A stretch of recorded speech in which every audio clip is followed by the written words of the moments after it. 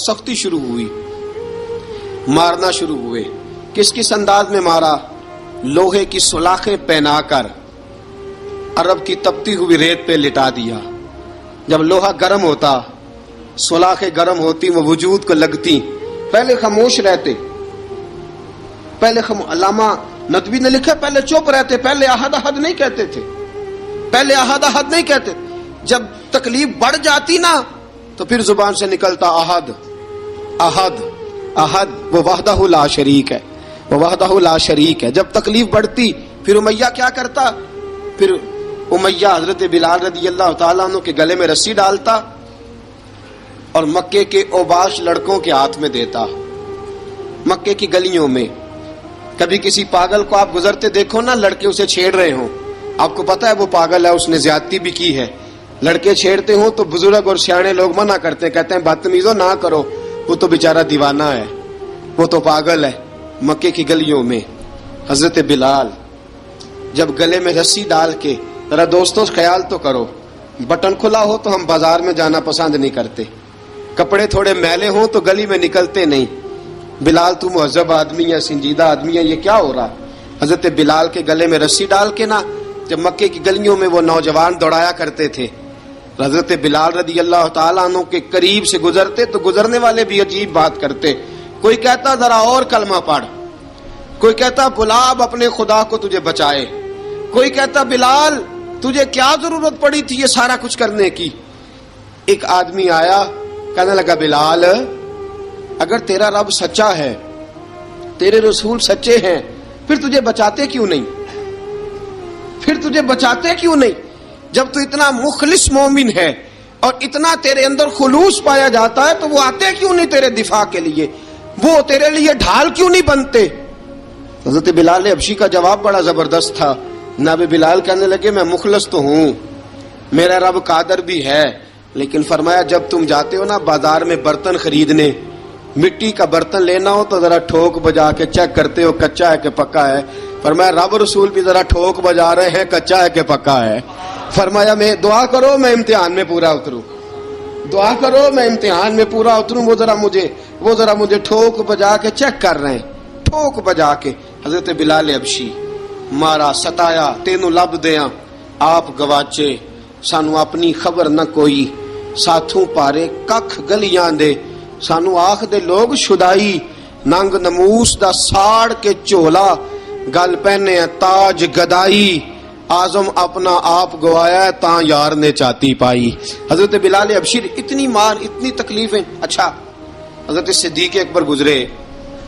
اچھا ایک بات اور لکھی ہے سیرت نگاروں نے، وہ کہتے ہیں کہ ایک تو تھا نا جب تکلیف ہوتی تھی تو احد احد کہتے تھے، ایک جب کوئی کافر نظر آتا تھا نا اس طرح بندہ چڑھاتا نہیں کسی کو، جب کوئی بے ایمان کافر نظر آتا حضرت بلال کو تو آپ فرماتے احد احد احد، اللہ ایک ہے، اللہ ایک ہے، اللہ ایک ہے، اللہ ایک ہے۔ جب کوئی نظر آتا اب وہ مارتا، پھر آہستہ آہستہ وظیفہ پاک گیا، پھر سارا دن احد احد چلتا رہتا، سارا دن احد احد چلتا رہتا۔ حضرت صدیق اکبر گزرے قریب سے، بڑی تکلیف ہوئی، جناب ابو بکر صدیق رضی اللہ تعالیٰ عنہ نے کہا بلال اونچی ذکر نہ کیا کر، آہستہ کر لیا کر، اونچی آواز میں مارتے جو ہیں تجھے تو اس طرح کر، ذرا ذکر دو ہے نا، ایک ذکر جلی ہے ایک ذکر خفی ہے، تو دل میں ذکر کر لیا کر، اونچا نہ کیا کر، مار سے تو بچ جا۔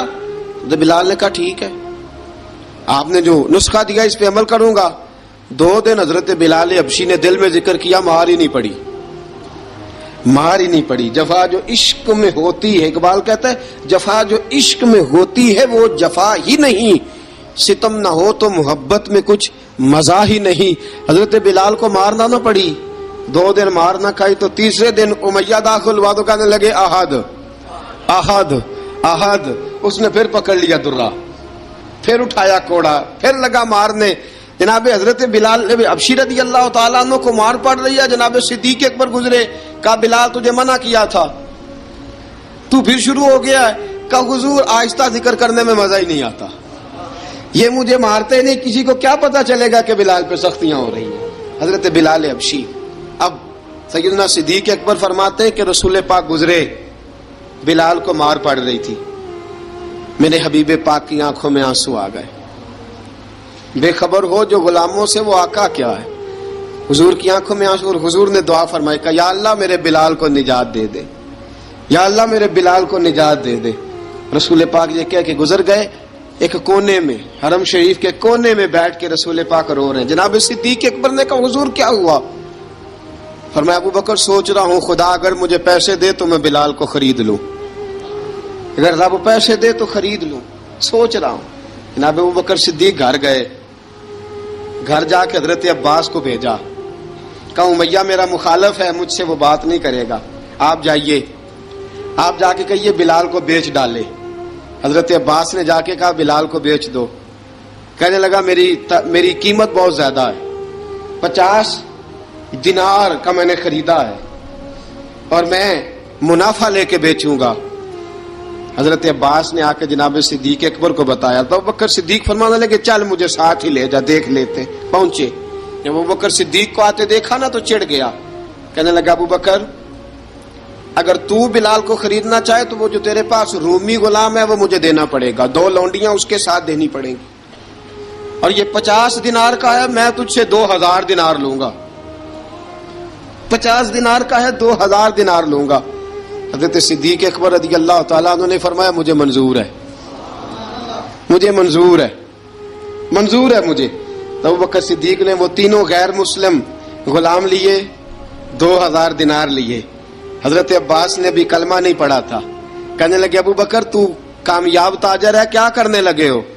تو حضرت ابو بکر صدیق کہنے لگے آپ نے بھی کلمہ نہیں پڑھا، آپ کو اس سودے کا پتہ نہیں، آپ ابھی اس لذت آشنائی سے واقف نہیں، آپ نے بھی یہ ذائقہ چکھا نہیں، آپ ابھی اس راہ سے گزرے نہیں، آپ کو پتہ نہیں یہ بھی ایک ذائقہ ہے، یہ بھی ایک سودا ہے، یہ بھی ایک لذت ہے، یہ بھی ایک گہرائی ہے، یہ بھی ایک مزہ ہے، اس کا بھی آپ کو علم نہیں، آپ نے کلمہ نہیں نہ پڑھا۔ محبت کو سمجھنا ہے تو نہ سے خود محبت کر، کنارے سے کبھی اندازہ طوفان نہیں ہوتا۔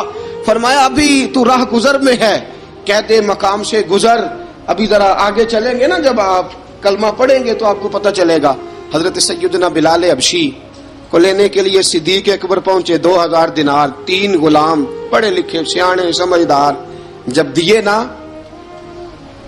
تو امیہ کھل کھلا کے ہنسا، کہنے لگا ابو بکر بڑے گھاٹے کا سودا کیا تو نے، ابو بکر تو نے بڑے گھاٹے کا سودا کیا ہے، یہ پڑھا لکھا مجھے دے کے جا رہا ہے اور یہ ان پڑھ تو لے کے جا رہا ہے، یہ خوبصورت رومی غلام دے کے جا رہا ہے اور یہ حبشی کالے رنگ کا تو لے کے جا رہا ہے، اور 50 دینار کا غلام 2000 دینار میں تو لے کے جا رہا ہے، اتنے گھاٹے کا سودا، اتنی بڑی نادانی۔ حضرت جناب سیدنا صدیق اکبر رضی اللہ تعالیٰ کہنے لگے امیہ تو کافر ہے، لیکن تو نے ابھی بھی پیسے تھوڑے مانگے ہیں، تو نے بلال کا رنگ دیکھا ہے، میں نے مصطفیٰ کے عشق کا رنگ دیکھا ہے۔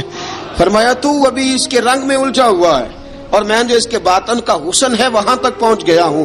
حضرت سیدنا بلال حبشی رضی اللہ تعالیٰ عنہ ساتھ کھڑے، جناب ابو بکر صدیق رضی اللہ تعالیٰ عنہ نے ارشاد فرمایا اگر میں یمن کا حکمران ہوتا، یمن کا بادشاہ ہوتا، اور تو مجھے کہتا کہ بلال میں تب دوں گا جب تو مجھے یمن کی حکمرانی دے گا، فرمایا میں تجھے یمن کی حکمرانی بھی دے دیتا لیکن بلال کو ضرور خرید کے لے جاتا۔ حضرت بلال حبشی